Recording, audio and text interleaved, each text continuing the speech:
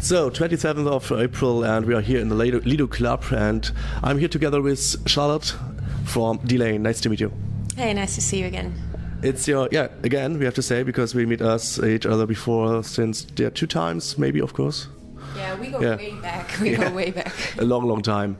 But let's go a long time longer away in your past, because when you start with the music, what was your first experience with the music when you heard the first rock and metal?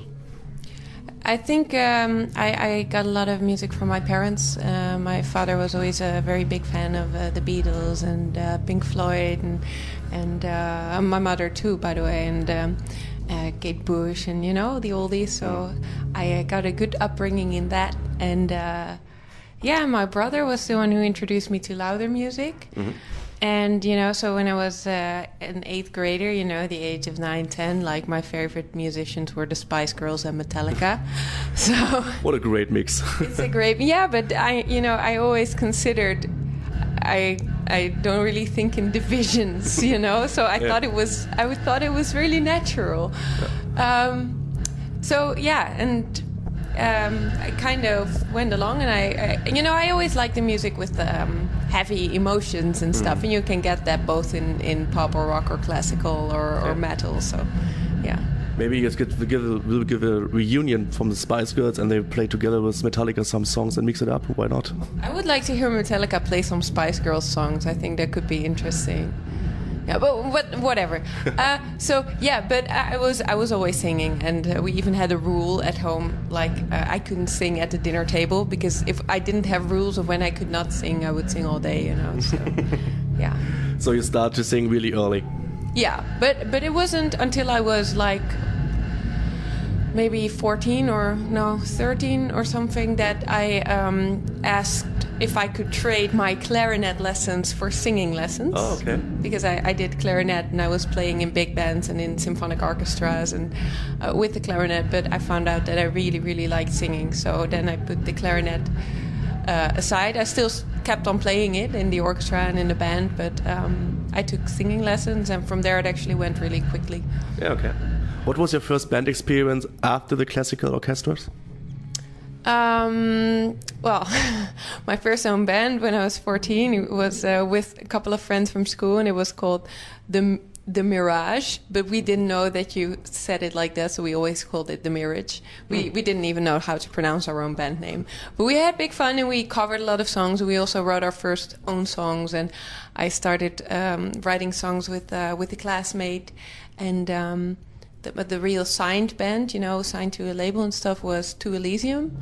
And I got asked for that basically after I once covered a Nightwish song for fun, and that was back in the days when all the metal bands had this Beauty and the Beast thing going on. So they all had a grunter, and they wanted somebody who could do the high stuff. And so I did one gig where I did the high stuff, and right away it was like, we need you, because their singer had just left. And that band didn't take a long time because it split up quite early, but it was still, first stage experiences with serious band, and it was cool.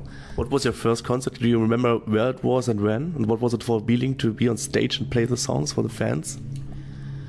I remember the first gig for this To Elysium band was in Hoorn, and there were like 6 people.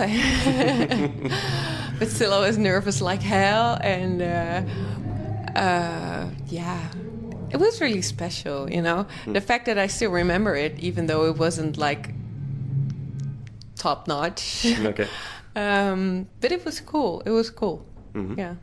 So you feel great. You don't have any, what it called when you're really nervous before the show. Oh, yeah, but it's you do really? Yeah, terrible. I get so terribly nervous. I still do. Okay. Like back in the days, it would be really, really bad. Now it's just really bad.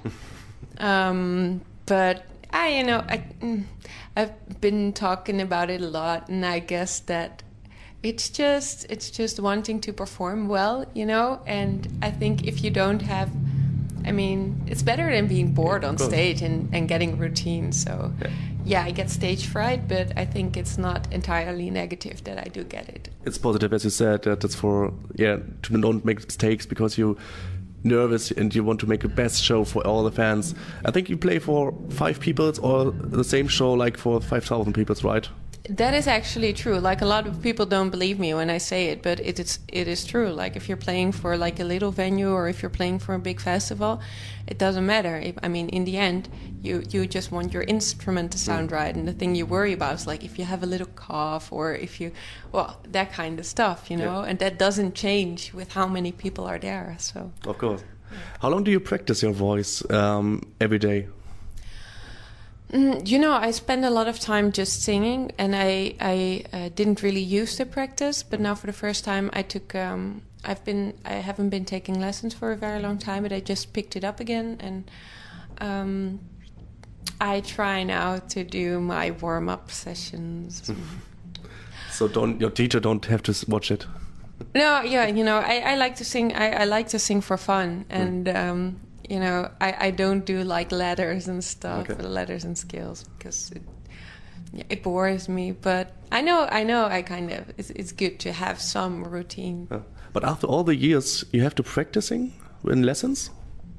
No, it's just because there's a lot. There's a lot you can learn. Especially this lessons is like it's called EVTS, Esteel Voice Techniques, and it's a really cool method. And I haven't been doing singing lessons because I was doing I was doing at a jazz institution, and then at one point they say you would be better off at a classical institution, and then they said, well, you should be in a choir and you should quit that band of yours, and so I went away there. So I had a very hard time finding somebody where I could fit in, and because I wanted to do classical, and I wanted to do pop, and I wanted to rock, and I wanted to do whatever, reggae. I want to be able to do anything. Yeah.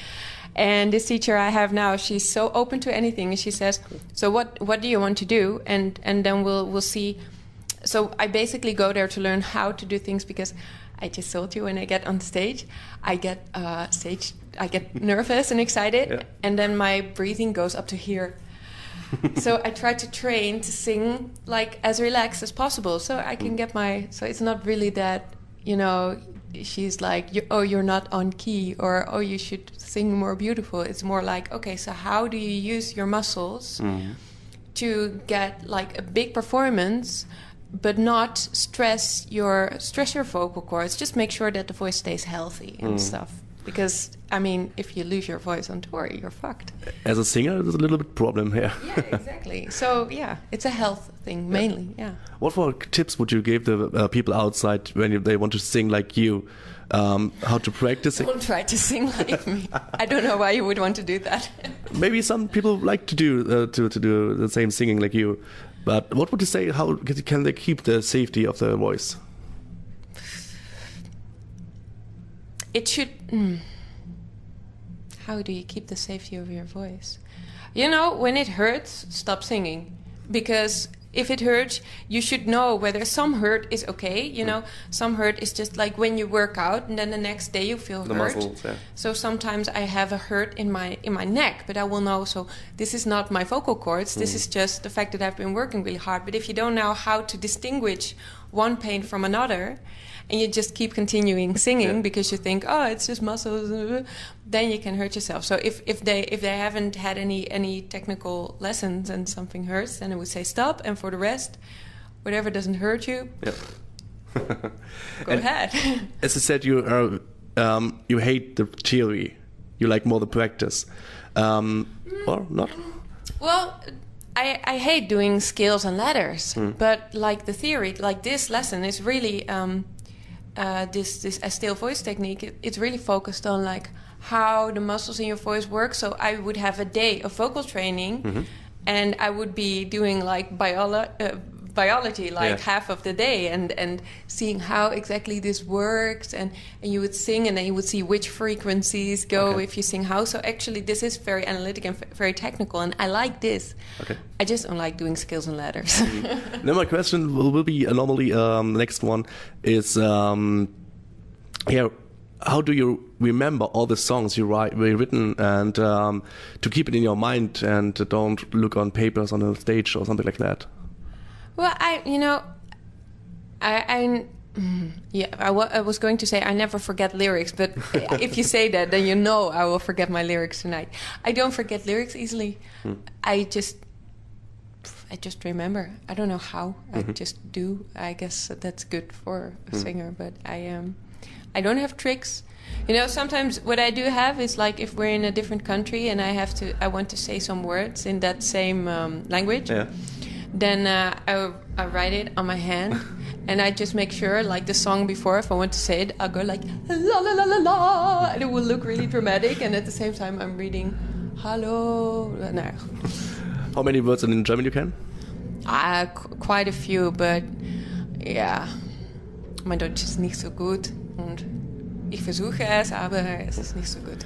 Okay, let's come to the band Delain. It starts 2002. Right. I don't know where everybody gets that date, but I guess maybe that's when Martijn started working on it individually. It could be. Say the right.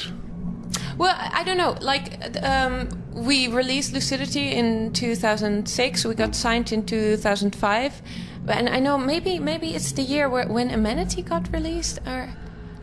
It was the year 2002 when all the band members say, "Okay, we want to do," or you and Martijn.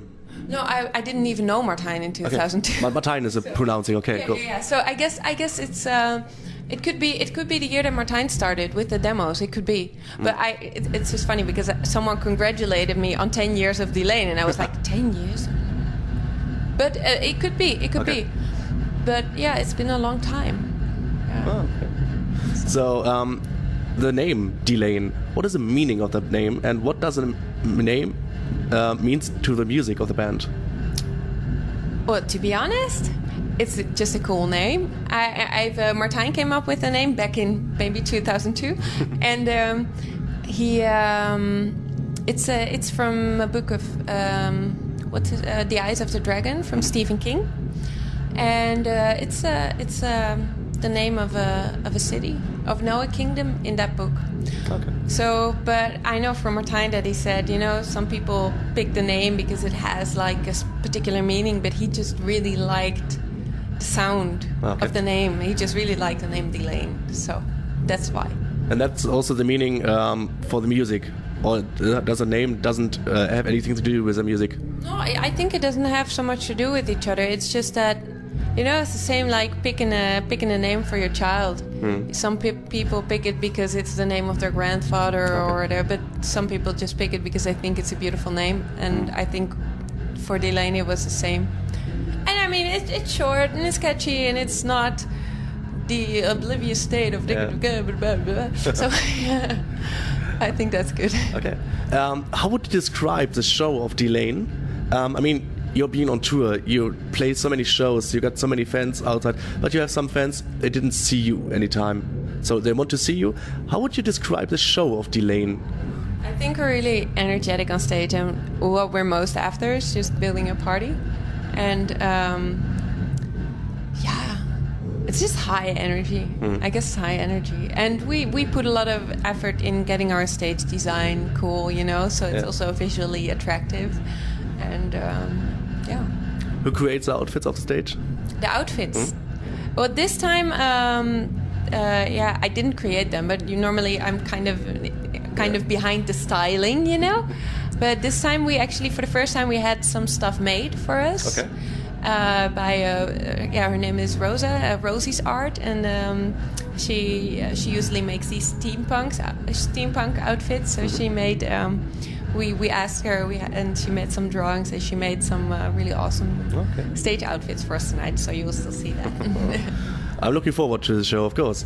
I see you then for the third time. Within Temptation the first, then in Knack, then Masters of Rock last year, and What do you prefer? Do you prefer like club shows like here in the Lido, or do you prefer the festivals? I think club shows. I think club shows because people buy a ticket to see you, and it's near to the fans, I think. Yeah, but festivals maybe are more important because there's obviously a lot of people, and you can win a lot of souls. Okay. Do you wish sometimes you could stand in the crowd and see your own show? Every time, all the time. Yeah. Okay. Yeah. It's just, when you're working hard, it's good to see how it looks, and normally we film our shows so we can look and see how it looks, But it would be really cool to see yourself performing on stage. This is a nice question. I never thought of it like that, but that would be really, really awesome. Yeah. Thank you. What would you think when you are in the crowd of other concerts? I think you go to concert on other bands or see your support bands. Of course. Let's do the first question at first. Would you say that you change sometimes the support bands, or could you say, okay, we want this band or we want this band, or do you get them from the management? Usually we have like for example in Holland we have a couple of bands and they play with us, and sometimes one and sometimes the other, and we pick them. It's just guys that we get along with well, and we like their music and it fits, but it's not like that's a closed. I mean, if we find another band like that, so we also get a lot of people who offer through management, and if it's a match, then we love to take them with us. Yeah. What do you expect from a show from other bands when you are in a crowd and see, okay, they're doing this stuff? Would you say you stand in the crowd as a musician or as a normal music fan? It really depends on what kind of music it is, and mostly it's like the further away from our own genre, the easier it is for me to be just a normal fan. Yeah, I can be really like a fangirl. So it's really, I get really bad. So you stand in the crowd and say, yeah. Okay. Yeah. And then I will meet the guys, and I will be all tough before, and then they say, I remember. Okay, this one time we were on. We were playing on Waldrock in Holland, and we were playing, and I was looking to the side of the stage, and Lemmy was watching. No. Lemmy was watching the show. So, and then I walked off, and he said, hey, cool show. And I wanted to say something really cool, so I said... The typical girl way. He's a legend, of course, he is. He is. I heard from some fans also here outside that, let's say, okay, Delain is a young and new Nightwish. Some other people say, the new Nightwish is watching Delain before and say we do the same. So what would you say to that? Oh, what do you say to that? Obviously, we like Nightwish. And Martijn really likes Nightwish, but I heard from Thomas that his girlfriend listens to Delain sometimes, so this is also funny to hear. But I don't think that bands influence each other in that way. It would probably be a bit naive to think that bands are actually watching each other and, they do that, so we will take that. I don't know. If we are doing a similar thing, it's probably because we both like some elements in music. So. Where do you get your inspiration for the songs when you're writing the songs? I think you're writing the songs in the band, right? As a singer? Martijn started out doing most of the writing. Okay. Yeah, and like I said, he was Delain before I was even involved. They had the first demo before I was even in the picture. So and he wrote almost all the material for Lucidity, and I only came in to write the lyrics and the music. And by now we have a lot of stuff which we all do together, and I come with songs and he comes with songs, and some songs we do all together. So it's now more like a shared venue. But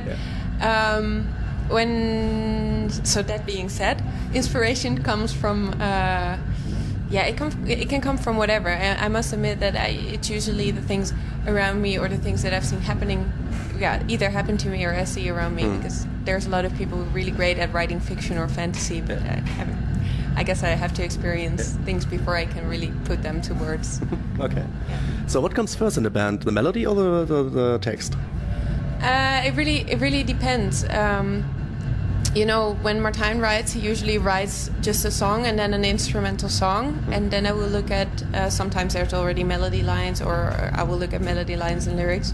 But at the songs which came from me, I usually write lyrics and melody first. But then still, I'm not sure what I do first, lyrics or melody, but I usually just have like a vocal line with words to it, and that's what I go to Guus Eikens with. And then we make an arrangement, and then it all comes together, you know. So it kind of depends. And for the last record, we wrote a lot of songs just together with the three of us from scratch. And then, you know, someday we started with let's do a cool riff, and then we started with the riff. And sometimes we started with let's think of a really cool vocal catchphrase, and then we started with like a vocal thing. So there are songs from different angles. But I would say in the past, most of the time, because Martijn came with the songs, that was more from the instrumental side. And on this album, I really couldn't say, because it's all different angles are present. Okay, so let's switch the topic a little bit, because I want to talk with you about the metal scene in the Netherlands. Yeah. How many clubs you get in the whole country? What would you say? How many metal clubs?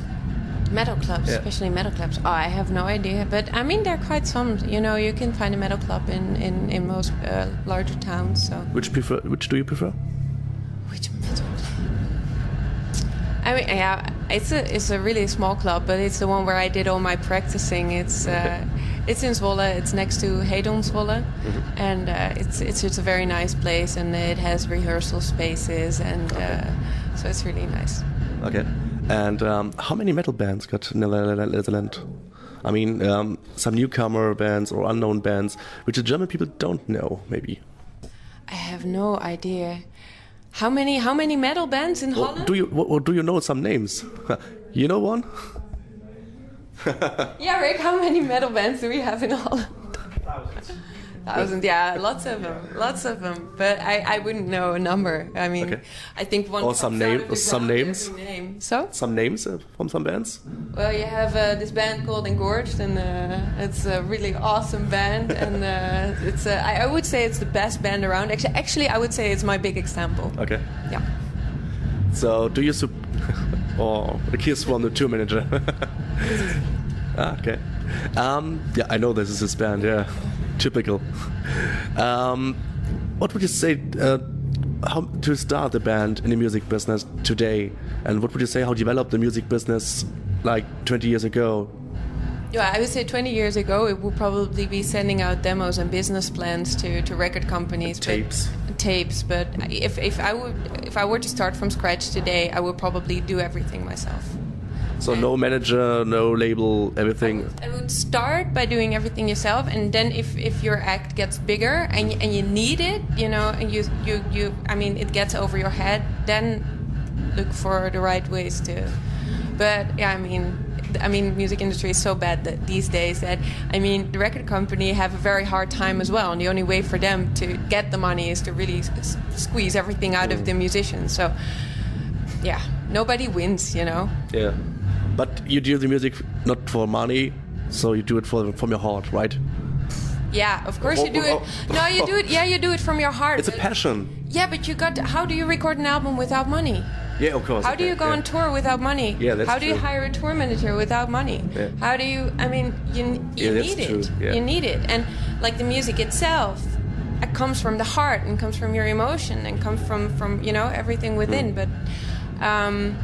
But then you have a song, so you cannot even get a guitar without money to play it on. Yeah, of course, yeah. It's true. But sorry for my poo, but that was because you know so many people download from the idea of they can make music, so they should be happy that they're on a stage. I mean, there's so many bands with serious financial trouble, and I know a lot of them are on the verge of quitting because where does it come from, you know? Yep.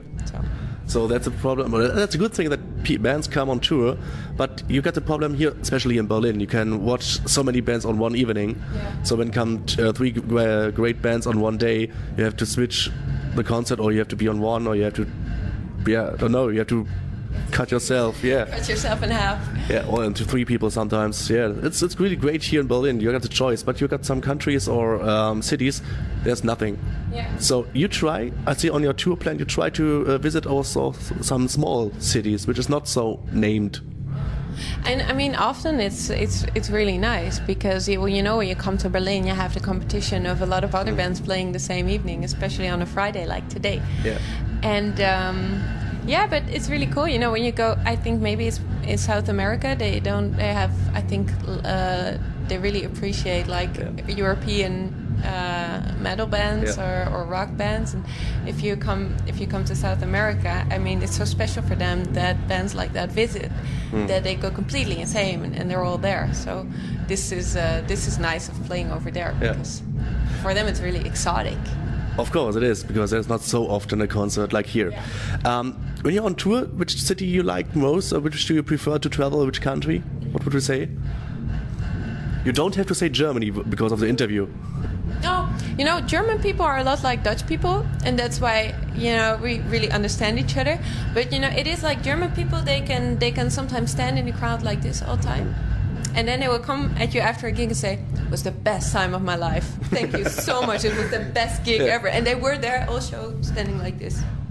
So, but once you know that, and you can usually see from their faces because they are like, and that's good, Yeah. But in general, it's like the more you go south, the more crazy people get, and it's nice for a band because you get same energy back.